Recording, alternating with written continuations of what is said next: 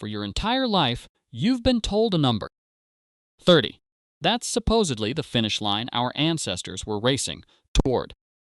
Old age at 30. Dead by 35. A short, brutal sprint through a world that was actively trying to kill you from day one. That number is real. It's in the textbooks. It's in the documentaries. And it is one of the most quietly misleading statistics in all of human history. Because hidden inside that one flat number is a second story, one that almost nobody tells. A story where surviving childhood didn't make you lucky to reach 40. It made you a strong bet to reach 70. So what's actually going on here? Why does a statistic that sounds so simple hide something this big? Stick around, because by the end of this video, you're going to understand exactly why they died at 30 might be the most repeated lie about prehistory, and what the real number should be instead. The statistical trap. Let's start with the number itself, because the way it's calculated is the entire trick. Life expectancy at birth averages the age at death of every single person born into a population, including every infant who dies in their first week. And averages like this are violently sensitive to early death. One death at age, one drags the number down far harder than one death at 70, pulls it back up. Try the math yourself. 10 people, 5 die before age 5, a grim but realistic rate for almost any pre-modern society. The other 5 live full lives and die at 70. Add up all 10 ages, divide by 10, and you land on a life expectancy of around 36. But look at what that number hides. Half this group lived to 70. Not one single person died of old age at 36. That's almost exactly the trick hiding inside the famous Stone Age figure. And it's why the statistic that actually matters isn't life expectancy at birth. It's life expectancy at 15. How much longer you could expect to live once you'd cleared the single deadliest stretch of the human lifespan. So what was doing the actual killing? This is where the story turns genuinely dark and genuinely surprising, because the danger wasn't evenly spread across history the way we assume.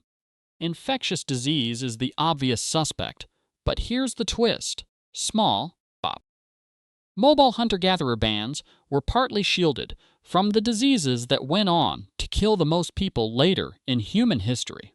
Smallpox, measles, plague. These need dense, settled populations to keep spreading. It was the agricultural revolution, not the era before it, that built the perfect conditions for epidemics. Permanent villages, livestock living shoulder to shoulder with humans, and contaminated water. Skeletons from early farming societies actually show worse health than the foragers before them. Shorter stature, more skeletal stress, rising childhood mortality. Researchers call it the Neolithic mortality crisis. And it quietly wrecks the idea that civilization was a straight upgrade. Then there's childbirth, running on 2 tracks at once. Mothers and infants. The risk of a woman dying directly from childbirth complications sat somewhere around 1 to 2% per birth. Run that risk across 7 or 8 births, which was typical, and the lifetime odds climb to 5 or 8%. Something like 1 woman in 12 ever born would die from pregnancy or delivery. And child mortality was even larger in scale. Across many pre-modern populations, 30 to 50% of children never reached adulthood. Almost all of it packed into the first 2 years of life. This is the single biggest force dragging the average down to 30. And it's worth sitting with what that really means. Those children weren't living short adult lives. They weren't having adult lives at all. And underneath almost every category sits one brutal, underrated fact. There were no antibiotics. A broken leg wasn't an inconvenience. Without the ability to hunt or flee, It could be a death sentence on its own, long before infection even set in. A scratch turning septic, a tooth abscess, ordinary pneumonia. All of it was a live threat to anyone at any age, right up until the mid-20th century. The gap between ancient and modern mortality isn't a story about weak ancient bodies. It's a story about which tools existed to fight threats that have always been there. Before we get to the part of this story that actually changes how you'll think about getting older, the grandmother hypothesis, and why evolution's built humans to live decades past their reproductive years, let me ask you something. We've spent this whole video looking at how short ancient lives could be cut. So here's the real question. What are you doing with the extra 50 years modern medicine just handed you? If this kind of deep dive into where we actually came from is your thing, hit subscribe and join the half-evolved community. We're here every week pulling apart the myths about human history that everyone repeats but almost nobody checks. And if you think you could have survived a week in the Stone Age, smash that like button and prove it. Strip away childhood death, childbirth, and infection, and a real question remains. What did aging actually look like for the people who made it through? The evidence is remarkable. Skeletons of individuals who reached old age show the exact same wear we see today: arthritis, worn teeth, healed fractures. Hunter-gatherer groups studied for decades. The Hadza of Tanzania most thoroughly routinely include elders well into their 70s and 80s, not tolerated on the margins, but central to the group, holding decades of practical knowledge and real social authority. That observation connects directly to the grandmother hypothesis, one of the most compelling ideas in human evolutionary biology. Human females are almost unique among mammals in living long past their reproductive years. Evolution doesn't preserve expensive traits that never get used.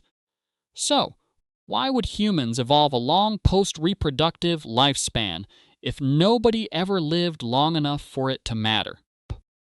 The theory argues that grandmothers who survived past menopause boosted the survival odds of their grandchildren through childcare, food sharing,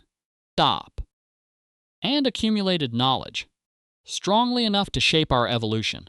The existence of that trait is itself evidence against the very myth it's used to debunk. If everyone really dropped dead at 30, there'd have been no long-lived grandmothers for natural selection to ever reward. There's also a quieter, technical reason this myth has lasted so long.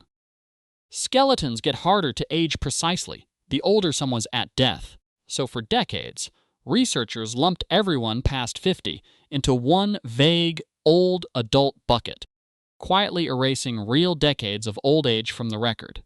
The Libin, Ohio site, dated to roughly 800–1100 CE, is the textbook example. Early analysis suggested almost nobody lived past their 40s or 50s. Reanalysis, with better methods, pulled people out of that vague bucket and revealed lives that ran considerably longer. Field studies on living hunter-gatherer groups back this up from a completely different angle.